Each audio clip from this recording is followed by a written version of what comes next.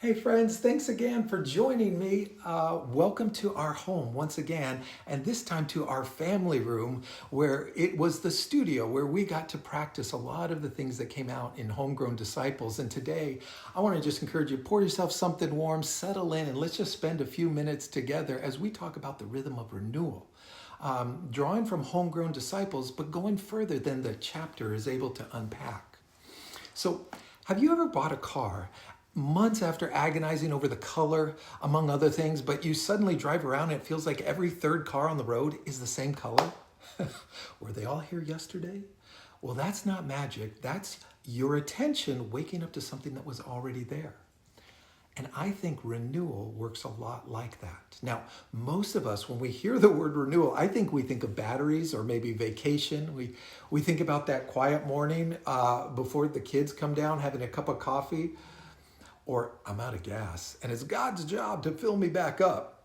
Well, there's truth in that, and God absolutely does that. But I want to suggest in this rhythm that renewal is something more interesting.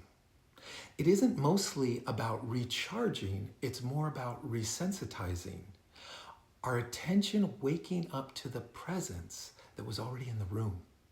So what if in the next few minutes we could shift our picture of renewal from a battery and start to see like a sensitivity that we cultivate?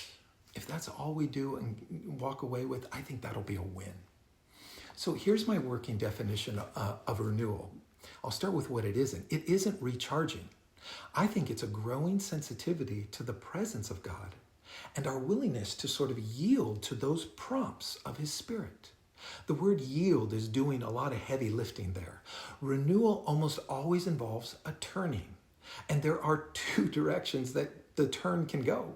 And sometimes it's the prompt to turn away from maybe an attitude that's hardened in us, a bias that we hadn't named, a small resentment that we've been carrying around. That's part of what renewal is classically called repentance. We turn from. But just as often, maybe even more often in family life, is the prompt to turn toward the interruption, toward a need that wasn't on the calendar, toward the child who's unusually talkative when we're right in the middle of something. Renewal isn't only what we turn from, it's also what we turn to. And here's the part that I keep getting humbled by. Both turns require sensitivity. Both require us to actually hear the prompt in the first place, which is why most of us miss renewal, not because we're rebellious, but because we're busy, we're distracted, maybe even numb. The whisper is happening. We just can't hear it above all the noise. So quick story, a few years ago, I was wedged into this tiny bar in downtown Austin during a South by Southwest showcase. I was having sidebar conversations with friends when a voice came out singing above all the barroom chatter. It was a musician I didn't know yet, named Chris Pierce, was singing one line over and over again. And the line was, "The miracle is not walking on the water." After a couple of times, I actually said out loud, "Well, what is it?" And he answered me like he was waiting for me. "The miracle is walking on the earth, day by day, step by step." I didn't go that night looking for renewal, but years later, that moment still registers as this awakening. Now, an outside perspective I heard from a man originally from Africa who immigrated to the United States. He was battling depression and loneliness, and he was trying to put words as to why. And where he came from, he said, you didn't make an appointment to visit anyone. You just showed up. The pop-in, as it were, was the relationship. Friendship lived in the unscheduled drop-by. And here, he said, that doesn't exist. Everyone's scheduled. Everyone's busy. Everyone's an event, not a person. I've been chewing on that for years because what he was naming is something most of us in Western culture have a hard time even seeing. We have built our lives that are highly productive and almost entirely uninterruptible. And then we wonder why we feel so disconnected from God and the people closest to us. In fact, my Norwegian uncle, Uncle David, has a line about this. He says, in Norway, you don't ask how someone's doing, because that might mean that you're going to be obligated to help them. it's a joke, but it's also not. We've built a way of living. The most spiritual move of being available to the interrupted has been quietly edited out of our daily lives. And then we sit down to renewal and wonder why nothing's happening. See, in our culture, rest, I think, is something we think we need to earn. We work hard, and then if there's time and if we deserve it, we rest. Rest serves work. But in the Hebrew imagination, that actually gets flipped on its head. And the Hebrew day doesn't begin at sunrise, it begins at sundown. The first thing you do every 24 hours is sleep. You start the day not by producing. And then, having rested in God's faithfulness, you go out and work, not for your rest, but from it. There's an even older clue. In Genesis, God doesn't rest on the seventh day because he's tired. He rests because the work is good. He rests in order to delight. Crazy, right? And delight in family life is savoring, appreciating what did get done, not what still needs to be done.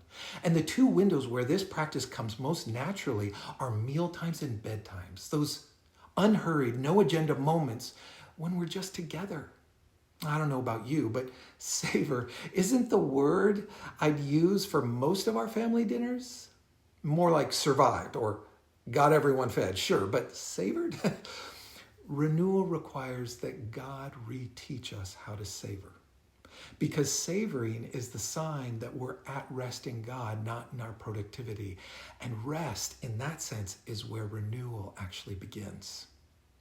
I want to close by naming the person of who God is. There's a story in 2 Kings 19 that often gets overlooked, but it's Elijah, the prophet, and he just won this spiritual confrontation. Fire from heaven, the whole thing. And then he collapses, exhausted and threatened, and asking God to let him die under a broom tree in the wilderness. What does God do? He lets him sleep. God feeds him twice. And then he draws him out to a cave. And then there, God's presence passes by. And you'd expect God to show up the way Elijah did, just experience him in a fire, in an earthquake, in the wind. But the text is famous for its surprise. The Lord was not in the wind. The Lord was not in the earthquake. The Lord was not in the fire. The Lord was in the gentle whisper. That's the God of renewal, the whisperer, the one whose voice you have to slow down to hear. The one whose presence is not our performance, not in our productivity, not in our spiritual fireworks, but in the quiet underneath all of it.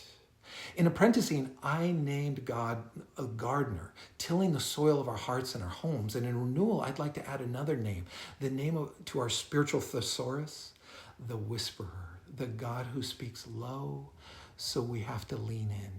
Where has God shaped the whispering in your life that's been distracted? Here's what I want to leave you with.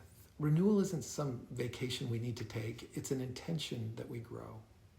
It's the discipline of staying soft when our culture is teaching us to harden, of staying available when our culture is teaching us to fortify our calendars, of staying able to hear the whisper underneath the noise. This week, pay attention to the interruptions, the text that details your morning, the kid who is unusually talkative and right when you just need to finish something, the neighbor who pops in unannounced.